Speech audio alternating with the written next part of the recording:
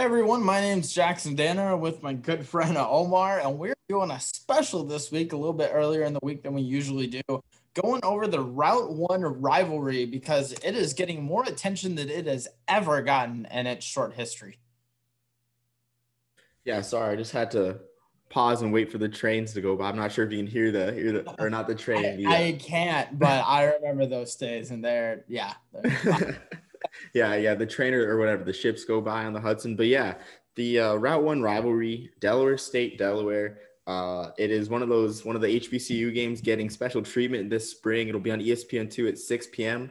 Originally supposed to be a 10:30 tape delay on ESPNU, but they upgraded it as they should, and really a great rivalry that should have more meetings, but a really interesting history. And Jackson, do you want to talk about the history a little bit of the rivalry?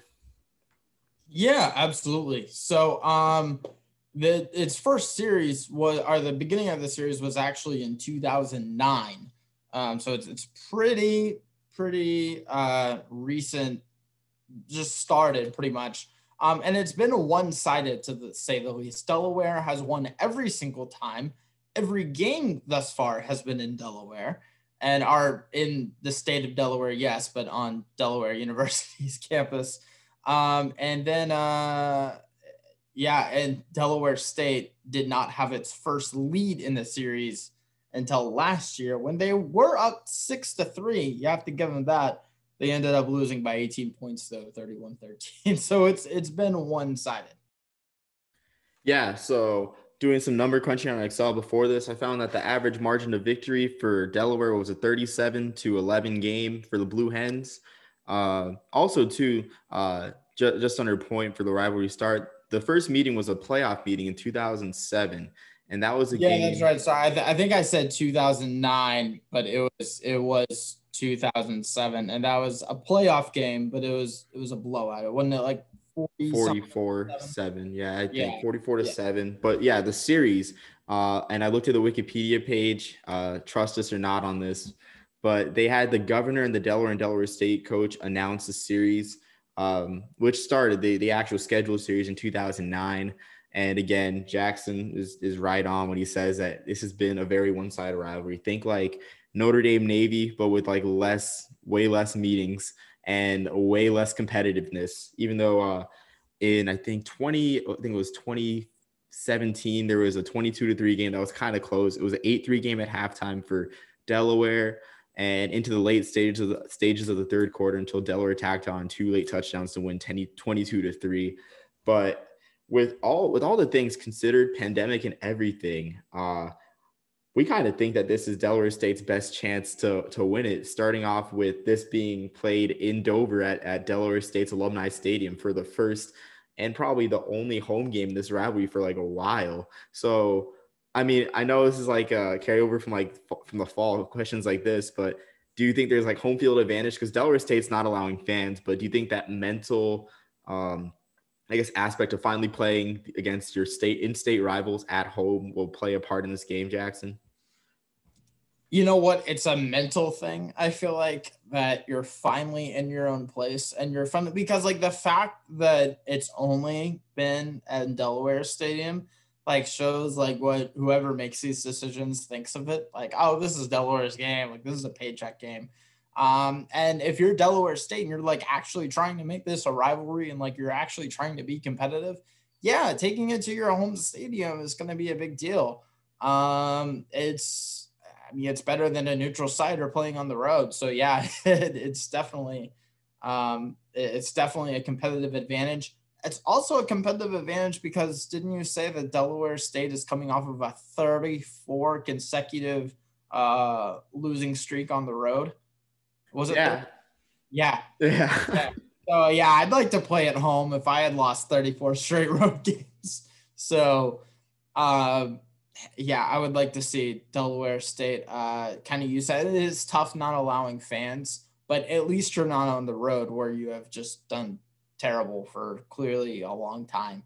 So Yeah, like on the fan aspect, and Delaware's played a limited schedule, home and away, but they've had fans at every game from what I see. I think about 1,000 fans or 1,800 or so fans each game. So I mean, they've played at empty stadiums on the road in the CAA, but maybe that's a mental aspect against the Blue Hens as well, not like not having that minimal home crowd, but just like an interesting aspect as well. And then on top of that, Delaware State has played most recently with Delaware having their game against Albany canceled when Albany opted out of the spring season, and Delaware State winning last week as the offense came alive. In two previous games, they had only scored 26 points. Well, they dropped 37 against a Howard team that we don't really know how good they are because they only played two games against Delaware State. But the offense came alive this past Saturday. You're scoring 37 points, so you're doing, and none of those were on defense, if I remember right. So it could, I mean, it just shows like they have a rhythm now. They found something that works so they can put up 37 points, which is, let me double check before I say this. Yep, by far more than they have ever scored in this rivalry. So I know not yet, but if they can put up 37 in this game, that'll be a 16 more than they ever have. But yeah, so great rivalry, and we'll talk about players later on as well. But Jackson and I, we're gonna share the more important long-term aspects of what this game means for Delaware State's home, the MEAC. And I wore my Heritage Bowl shirt for this game, for this podcast. And before we got on, we're just talking about the MEAC. Like Jackson put it best, the MEAC's in trouble, like existential danger right now. Yeah, if they were in like a zoo, if the MEAC was in like a zoo, it would be like, this is near extinct. Like this is one of the very few that's left in the world. Yeah, man, with Florida A&M leaving, and then they've had several schools leave, if I remember right, and then yeah, this is kind of like they really need like Delaware State to kind of pull this off or at least be competitive, because it's starting to look like just a trash conference, which is really sad considering all the history with it. But you have to be competitive. Like, it's, what have you done for me lately? You have to have some sort of relevance in the current day, especially when, you know, you're not like Notre Dame and don't have all this history to go off of and all the funding and all that, and all the TV contracts. So it's like they really need something desperately to happen, and a Delaware State victory just might be that spark that they kind of need to keep interest in the MEAC, because just the SWAC is, and like we love the SWAC too. Like, we're not putting anything on them. We're just saying that, like, you know, the MEAC needs a little love too. And it doesn't help with like Dion going to the SWAC with all the attention that's been going there lately. And then it feels like it just feels like it's just being kind of forgotten about the MEAC. Yeah, so to provide context, so in the span of the past 3 years, well, since 2018, the MEAC seen Hampton leave, a very great private institution, North Carolina A&T. So if you've been watching the Celebration Bowl for like the past few years, you would know that NC A&T has won 2017, 2018, 2019. They won 4 out of the 5, out of like, I guess, the 6 Celebration Bowls that have ever happened. Yeah, I'm losing my count. I guess 4 out of the 5. Yeah, 4 out of the 5 Celebration Bowls they've appeared in and won. And so they're losing that program to the Big South as well, a conference of primarily white institutions. And then you also have Florida A&M and Bethune-Cookman, who are leaving after this year. They're not playing in the spring, so to prepare for their move to the SWAC. So you lose a bunch of marquee programs, and with those programs, you lose a couple of good, or one of probably like your only great HBCU classic within conference that you had, the Florida Classic and the Citrus Bowl, which always draws. You lose that source of revenue there. And if you look at it, it almost appears like the SWAC is monopolizing Division I HBCU football, because you look at the great classics. They got the Bayou Classic, of course, Southern and Grambling. You have the Florida Classic you just mentioned. You have the Magic City Classic in Birmingham with Alabama A&M and Alabama State at good old Legion Field. and you have the State Fair Classic at the Cotton Bowl with Prairie View and Grambling. So you have all those big games in the SWAC. And then left in the MEAC is only 6 teams. So you need 6 teams to have a football conference. But with the current tide of conference realignment, with the Big South looking to replace some football schools after the A-Sun grabbed a couple of their schools, and even the A-Sun trying to get to 6 members so they can even start playing football. You have members like South Carolina State and North Carolina Central being teams that can be pulled out at any time out of the MEAC. And it's just a bad spot. Like, you don't really have an elite program. Like, I'm all for parity, but I'm for parity at the top, not infighting within the conference at the bottom level. Exactly. It's like, and even then, I'll make this bold statement. So the MEAC has played like 4 games. Let's see, Delaware State. Yeah, there's been 3 teams playing. So there's been about 5 or so games in the MEAC, and only one of them really has been palatable to like the casual football fan, where you have Alabama State blew out South Carolina State, and Alabama A&M, blew out South Carolina State. And there's video on Twitter of some of the Alabama A&M players making fun of the MEAC, saying like, this is the MEAC and stuff like that. So you had that game. You had a Howard Delaware State game that was 3-2 in the 4th quarter. And I mean, anyone that had the under in that game won big. So I mean, you think about palatable games, just that Delaware State Howard game that was 37-28. That's all there really is. I mean, a bunch of low scoring contests that was just in the background of all these spring weekends. So a huge game for the MEAC in general, ESPN2 and everything. Right. No, it is a huge game. And we weren't planning to like talk about this, but do you think in like 10 years we see like one big happy family like turn into the SWAC, because they have the MEAC has one more team leave and it's done. And I don't know how that would happen logistically, but it's like, do you think eventually we'll see like one big mega conference? I don't think so, because we've seen it happen before in the mid 90s with a 16-team WAC. A large reason why I bought a PlayStation 1, so I could run through season modes on with the 16-team WAC, because you had a conference that extended from Rice all the way to San Diego, Rice and Houston all the way to San Diego on the mainland, and then to Hawaii on top of that. Like, it was bound to fail. And I'm not saying like there's not as much of a geographical problem with the MEAC. Maybe if you have it extending from Delaware, if we were talking about a mega conference, Jackson, like you have it extending from Delaware all the way down to Texas, maybe then a problem like that might arise given the budgets of these schools. But I just don't think we've seen a 16-team conference isn't feasible. And so I feel like what I can see happening is different conferences tearing apart the MEAC, like the Big South, grabbing North Carolina Central or South Carolina State, the NEC grabbing Delaware State or Morgan State out of Baltimore, or Howard grabbing any of those big markets, even Howard joining the Patriot League, being a great private research institution.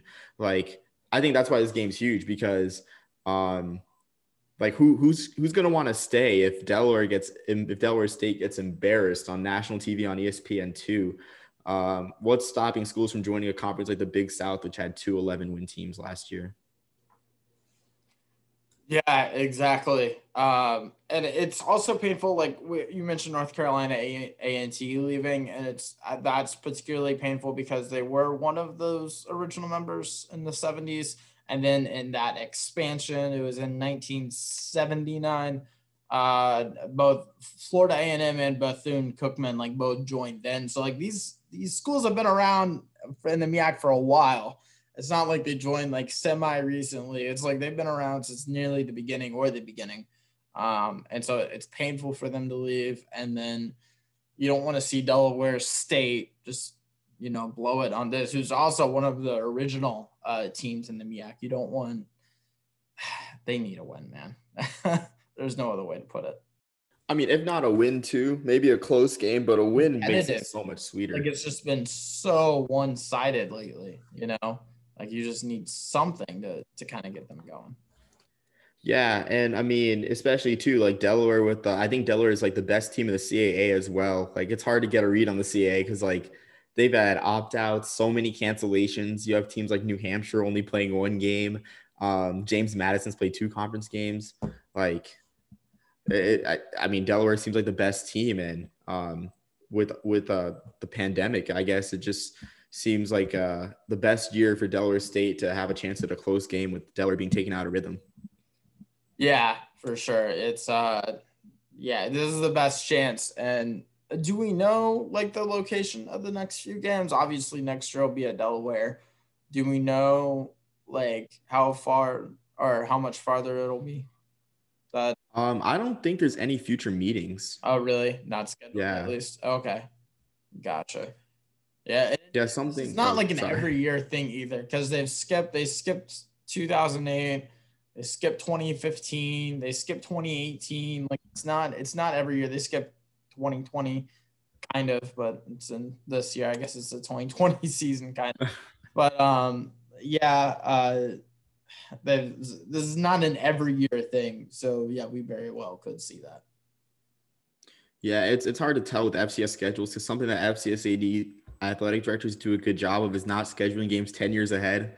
Yeah. I commend FCS directors on that. What was it like Florida and Notre Dame announce a home and home and it's like in 2020 or 2032 and 2033 and it's like no one's thinking about that yet. Like he's Yeah. like 7 years old right now. They'll be playing in that. Yeah, it's ridiculous. It's madness. Yeah. So, I mean, yeah. You can't find like an open weekend sometime before that. Like Yeah. I mean, yeah, it's like they didn't learn anything from the pandemic, like from BYU and Coastal too. Like they didn't learn anything. Exactly. Yeah, you can schedule a game like on a Wednesday and it'll be plenty of fun. So, yeah. Yeah. Something I forgot to mention too is there are a couple of schools in FCS that could be members, I guess added as members for a potential expansion, like mini expansion, like Monmouth and Robert Morris out of the Big South, where you have Monmouth in New Jersey, Southern New Jersey, West Long Branch, and they make sense with like teams like Morgan State and Baltimore, Delaware State, and Howard and Washington, D.C., and trips to North Carolina Central and South Carolina State. South Carolina State would be like the longest trip by far, but like they also have Norfolk State as well in the conference. Like it makes more sense than Monmouth going to visit, Gardner Webb. I'm trying to think who else, like Charleston Southern, schools like that with no really like logical geographical partner. And the same thing with Robert Morris out there in Pittsburgh. It's funny. I think a lot of the Civil War generals that graduated here at the academy would be turning in their sleep when they found out that we're considering New Jersey and Pittsburgh the South. Like they would be tossing and turning in their sleep. Yeah, it doesn't have to make sense as long as you don't divide your conference by leaders and legends. So as long as we don't do that, then it'll be fine. Yeah, exactly. Yeah. And I mean, again, same principle. It's like how is Monmouth going to want to join if they see teams like Delaware State getting boat raced to national TV? And honestly, I feel like the MEAC has a good amount to offer, even if they only have 6 teams. Like they have TV slots, even if they're tape delay slots, so they compete with some of the games on the West Coast. But I mean, that's something that Monmouth or Robert Morris doesn't have in the Big South. They don't have those TV slots. But again, it's about like competitiveness and making the playoffs. So huge game. I know we've hit the nail that we've like hammered that nail all the way in. Yeah, it can't be overemphasized for the MEAC and for Delaware State though. It's a must win or must be competitive game. And we'll see. And being on ESPN2, I mean, there are no fans, but people are watching because I mean, even if no one knows that it's on, like it's gonna be on in Buffalo Wild Wings and like just on random TVs that are always on ESPN2. So people are watching. They don't have to tune in specifically to that like you would with ESPN Plus, So yeah, well, people are watching. So and it's college football, basketball is over, like people watch it. So who are some of your Delaware players to watch in this game? So I picked one on offense, one on defense. I got Dijon Lee, 44 carries, 341 yards only in the Hens 3 games. Really one of the best backs in FCS and probably would be a Walter Payton candidate, someone we'd be talking about on hardware if he played more games. averaging obviously over 100 yards a game, and could be a problem for Delaware State if this game becomes a defensive struggle like it might be. How Delaware State's allowed 10 points against Howard, 9 points against South Carolina State, 28 against Howard in the second game. But I mean, that amounts to an average of quick maths, 38, 17. History major Yeah, you'll have to bear with me. That's an average of about like 17.3, 17 plus 10. They allowed 17 against 27, 28, 55. Okay, yeah, about 18 points a game. So Dejon Lee could wear down this Delaware State defense for sure. And, they have another running back with 30-plus carries, another with 25 carries. Neither of them have hit 200 yards or more than one touchdown. So it's like that Dejon Lee is like, despite sharing carries, like he is their number one guy. And so, yeah, he's going to have a great game. I've got Thyrick Pitts. This is a fairly good offense. In 3 games played, he has a few receptions, 177 yards and 2 touchdowns. No other receiver has more than one, if I believe. And so he's another weapon that they have on that offense. So this is a running back led team. Like, don't get me wrong, but it's their best receiver, and you took Lee. So there's no other running back on there that really shows much. Yeah, on defense for sure. And it'll be like Delaware has a balanced attack, something that Delaware State kind of lacks is we'll talk about later on, sort of a balanced attack. But on defense, my guy's Johnny Buchanan, 16 tackles for the Blue Hens, their leading tackler, just a linebacker who's all over the field, and he'll be key for sure with Delaware State and their good run game, because Delaware State's run game is the best aspect of the team, and a linebacker like Buchanan should have a stat padding day, honestly, against the Hornets. Yeah, for sure. I just want to correct something on Thyrick Pitts. I said a few receptions because the number of receptions got deleted, or a number of it to 2, which obviously doesn't have 2 receptions at 177 yards. He has 12 receptions, 177 yards, so about 15 yards a catch. There is another receiver with 2 touchdowns, Mateo Vandemia, but he only has 2 receptions, so good on him for like padding the stat sheet, but not really like a legitimate threat, I guess, in the red zone. But that's pretty much it. I'm gonna go with Chase McGowan. 3 games played. Who was your guy again? Was it you went with that D-back, right? I went with Buchanan for Delaware. Buchanan, that's right. Yeah, I've got Chase McGowan. In 3 games played, he's got 4 tackles for loss, 3 of which were sacks, a forced fumble, and a fumble recovery. He's just productive in the backfield, makes a difference, and not the most tackles. It's a pretty unimpressive number, but the tackles for loss and the forced fumble is what will get it. Yeah, for sure. And just like a key to that Delaware defense, again, that's allowed only 24 points all year. They had a shutout, a 3-point outing another week, and allowed 21 to Rhode Island another week. So really a stout defense, and this game might be a sloshy, like I don't know, maybe that's not the word, but really a slugfest on defense. I'm not sure. I guess a stalemate maybe, but slugfest. That's fair. Yeah, I guess. It's early in the morning. I don't have my words ready. Hey, how do you think I feel? I'm an hour behind. Yeah, no, sorry about that, the early start. But for Delaware State, who you got for Delaware State on offense? For Delaware State, I'm going to go with Jared Lewis. I mean, cliches aside, it starts with a quarterback. But this guy is a dual threat. Had a little bit trouble passing the ball. He's throwing at about a 51% clip, 26 for 51, 304 yards, 4 touchdowns, 1 pick, good touchdown interception ratio. Really went off against Howard last week with 3 touchdowns and 10 completions. Running the ball, though, is where he's best, especially in the first game against Howard. I know it's like they played Howard twice, just for if you weren't keeping track.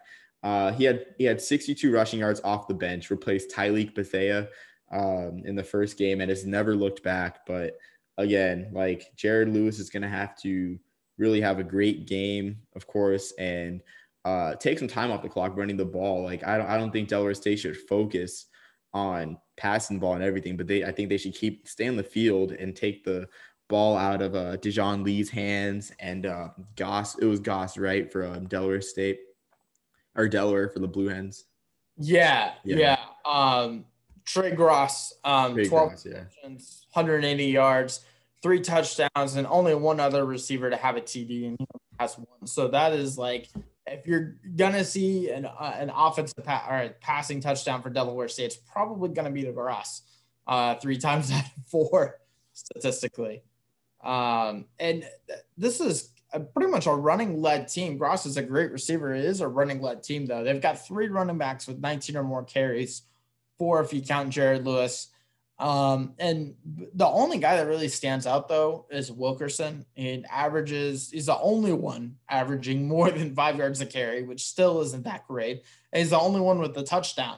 So they're pretty effective running the ball between the 20s. They can't seem to get into the end zone with them besides Wilkerson. But yeah, Jared Lewis, watch for him running too, because he has 43 rushing attempts and only 26 completions. So. Geez, muted again. Sorry. Yeah, for sure. And I mean, maybe it's not such a bad thing if they don't lead on the pass too. Just take Delaware's offense out of the game. Maybe set up some play action pass in the second half. Pass the ball. Yeah, for sure. And maybe that's what he thrived off of last game. I didn't watch. I just looked at the box score for Delaware State and Howard, but 10 of 19, 173 yards, 3 touchdowns. So maybe he thrived off the play action game to set up the run, because that week they ran for geez, you're gonna have to bear with me a second here. Sorting between my Delaware State Howard box scores. 217 rushing yards. So again, a nice balanced attack, having the run set, open up the pass. But enough about the offense. Going to the defense, which will probably be the calling card for this game. Ramel Harris-Freeman is my guy I'm looking at. A 6'4" defensive back. So maybe he's a safety, maybe he's a corner, but he's got 16 tackles and an interception on a Delaware State defense that's had some great performances against South Carolina State and Howard in the first Howard game. So again, if Delaware, he'll be all over the field, get against Dijon Lee and against the Delaware receiver you mentioned. Forgetting his name right now, but definitely look for Ramel Harris-Freeman to be all over the field. Yeah, and this is a defensive back-led team, right? So the Buck Buchanan Award that we do every week, you see us doing the front 7 all the time. We're going to go the opposite with Delaware State. I'm going to go with another defensive back, Kamari Jackson. 3 games played, 18 tackles, 2.5 tackles for loss, and a quarterback hurry. So makes a difference in the backfield. He also leads the team in tackles. So this is a productive backfield. And maybe not the most interceptions, but they could tackle, and you want to see that in the backfield. So, and they're going to need it. So they can't allow these big plays. We're going to get into the keys to the game for a minute, but they can't allow big plays. Yeah, for sure. I think, you hit it on the head, like big plays, because this isn't a team with a great passing game. It was good last week. Only 19 pass attempts though. So this team preferably likes to play ahead. And in their one loss against South Carolina State, I'm going to pull up that box score really quick, where they lost 17-9 and they were behind late in the fourth quarter. Jarrett Lewis went 13 for 25, 106 yards. So really not great in a comeback attempt there. I think also another key to the game is, of course, stopping Dijon Lee, 44 carries and 341 yards. Like if they can stop Dijon Lee and put the game in the hands of Delaware's passing game and their quarterback Nolan Henderson, who hasn't had a bad year, actually completing passes at a 70% rate and 551 yards, but I'm sure they want to give the ball to Lee.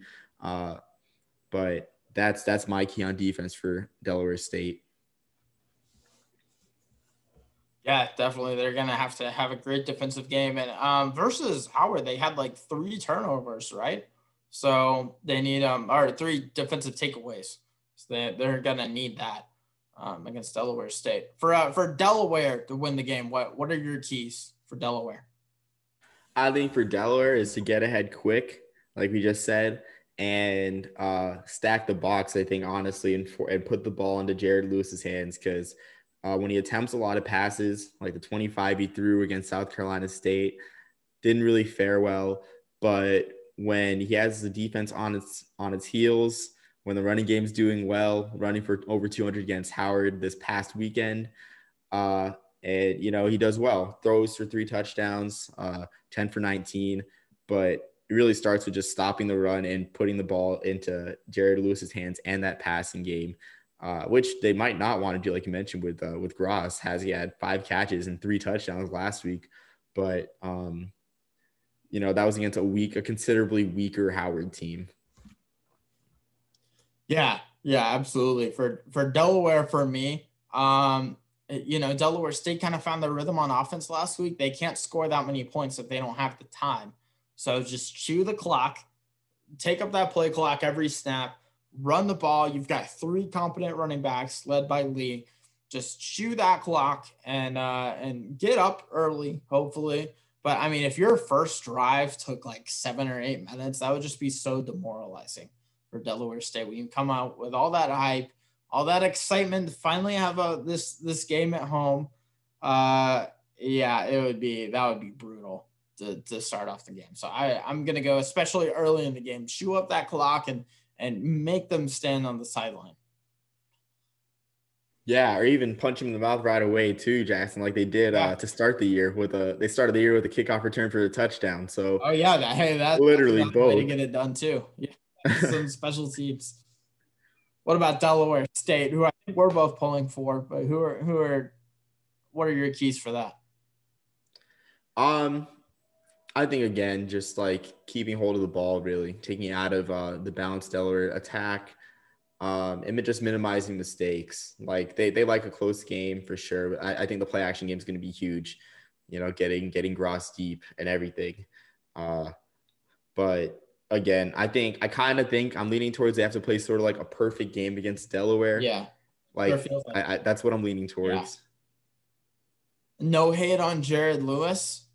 I don't necessarily want to put the ball in his hands like when it comes down where you have to win it. So I'm going to say that they need 250 yards of rushing, 250 or more yards of rushing, and they need like 2 defensive takeaways. Like they just need 2, and I think that'll be enough. 3's a lot to ask.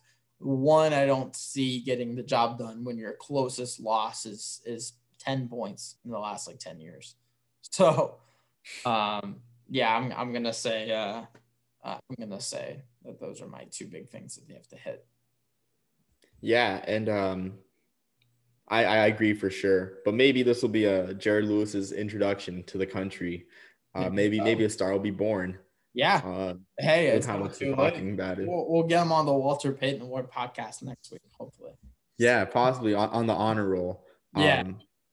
But again, just a really important game for not just this season, but could potentially shape the playoff race if Delaware loses this. They could lose a chance at an at-large spot with a loss to Delaware. But for the long-term implications too, because the MEAC, it's in trouble. The MEAC, they're down bad. The MEAC's down bad, and they need a boost. Yeah, they do, and this could be that boost. So hopefully Delaware State can pull it off. And if I had to pick a blue hen or a hornet to win, I might pick the hornet because they can just sting the blue hen. Which I promised Omar we would work this. And it is the official state bird of Delaware, the blue hens. So there you go. I don't know. Is hornet like the official insect of Delaware or something? I'm not sure. I don't think so. I don't know. Yeah. So yeah, but I'm excited to see this. It's going to be on ESPN2. It's just about as high up as you can get if it's not going to be on ESPN. And I'm excited to see this 6 p.m. Eastern time. Yeah, I know Jackson's going to hate this, but it's nice to see it to get a break from Jackson State. Get another Yes. HBCU and Very another, yeah.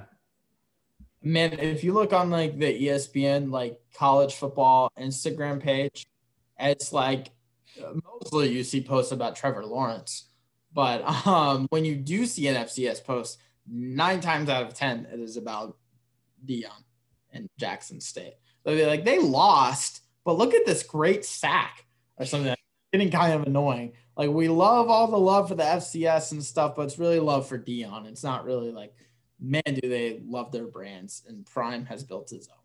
So Already, yeah, it's annoying. So yeah, but we'll see. Glad to see some good HBCU football on ESPN2. And yeah, let's enjoy. Have a great weekend. No more basketball after this. Finally, we can focus on football. Not that I haven't, but yeah. I mean, the tournament's been great. I mean, especially on Saturday, Jalen Suggs. Wow. Yeah, that was incredible. So I don't know. Did you see those tweets? It was like, I owe Suggs an apology for like trying to recruit him for football. Yeah, it's just man, that was incredible. So made up for not having an attorney last year for sure. Yeah, definitely. He's trying to get into baseball. So yeah. Yeah. But yeah, plethora of sports, as we always mention. It's great to see in the spring. But yeah, tune in ESPN2. And if Jackson, if you don't have any final remarks, I'm good. All right. Have a great week, everyone. Happy Easter and peace, love, and soul, everyone.